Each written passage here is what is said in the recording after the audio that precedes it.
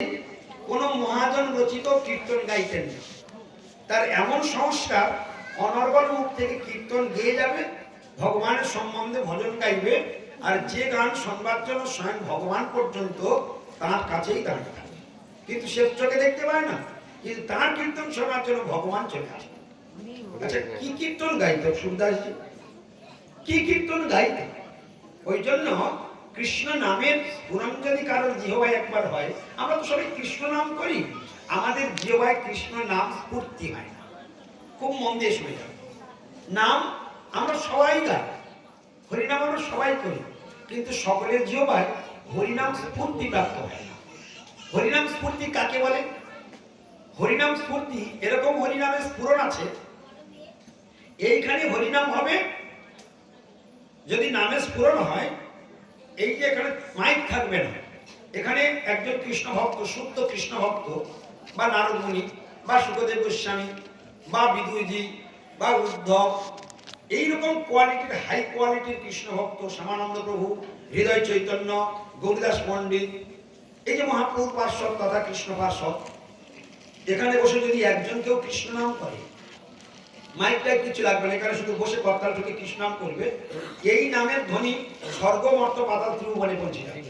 এর নাম নিতাই গৌর প্রেমানন্দে হরি বল। নামের স্ফুরণ কিছু বুঝতে পারলে? নামের স্ফুরণ কাকে বলে একটু অনুভব হলো? মাথার মধ্যে কিচ্ছু লাগবে না, কোনো মাইকটা কিচ্ছু থাকবে না, শুধু এখানে বসে করতাল থেকে কীর্তন করবে, এই ধ্বনি কোথায় কোথায় লাগবে?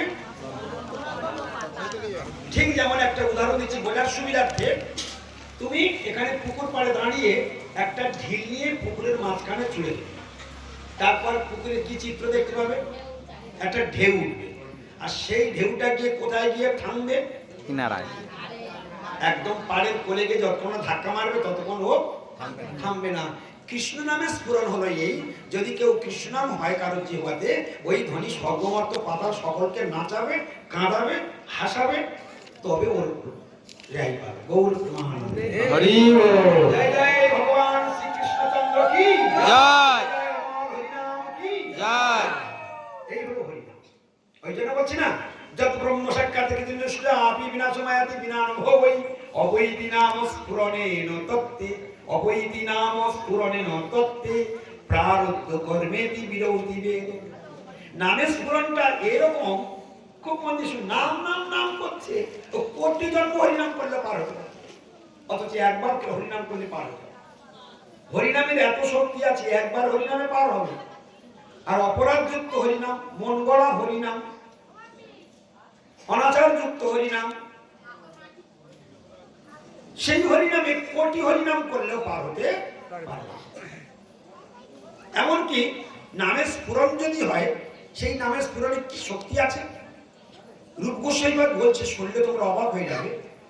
ধরুন এই যে আমরা এখানে সামনে বসে আছি যারা, আমাদের প্রত্যেকের কারোর 1 কোটি পাপ হয়েছে, কারোর 1.5 কোটি পাপ হয়েছে, কারোর 2 কোটি পাপ হয়েছে, কারোর 70,000 পাপ হয়েছে, কারোর 85,000 পাপ হয়েছে। এরকম বিভিন্ন রকমের পাপী এর মধ্যে বসে আছে। আমরা সবাই পাপ বসে আছি। বলছে যতগুলো পাপ তুমি করেছো, সব পাপগুলো তোমার একটা একটা করে ভোগ করে করে শোধ করতে হবে। প্রত্যেকটা পাপের পাই টু পাই হিসাব হবে, পাই টু পাই তোমাকে শোধ করতে হবে। কথাটা কি কিছু বুঝতে পেরেছেন? ধরুন আমার জীবনে আমি লাইফে 70,000 পাপ করেছি, ওই 70,000 পাপ আমাকে একটা একটা করে ভোগ করে শোধ করতে হবে। যেমন আমি একটা পিঁপড়াকে, গায়ে উঠেছিল জ্বালা পিঁপড়া, তখনও কামড়ায়নি, আমি সঙ্গে সঙ্গে ধরে এরকম রোগলে দিয়েছি, তাহলে ওটা কি হলো? পূর্ণ হলো, পাপ হলো। বলছি ওই তোমাকে মানব জন্ম নিয়ে তুমি ওকে মারলে, ও মানব জন্ম হয়ে ও তোমার গায়ের উপর উঠবে, তুমি পিঁপড়ে হয়ে গাড়ির উপর উঠবে, ও এইরকম রোগে তোমার নিবে। তাহলে কি করতে হবে? আগে শুনে নিন, দুবার আমি বলবো, তারপর 3 বারের মাথায় আপনারা বলবেন। দুবার আমি বলে নেবো, শুনে নেবেন, 3 বারের মাথায় আপনারা শুরু করবেন। বিনাশং আয়াতি বিনানো ভোগই, এক।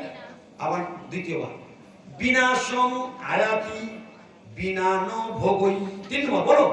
বিনাশম আয়াতি বিনান ভোগই, বিনা 3 নম্বর বলবে শুধু একটা, বিনা ন ভোগই, বিনা ন ভোগই বিনা ন ভোগই বিনা ন ভোগই রূপ গোস্বামীপাদ গোলকের রূপমঞ্জরি বলে দিল ভোগ বিনা তোমার কর্মফল নষ্ট হবে না।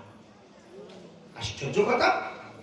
তাহলে ৭০,০০০ বার ১.৫ কোটি আমি পাপ করেছি, ও প্রতিটাই আমাকে ভোগ করে করে শোধ করতে হবে।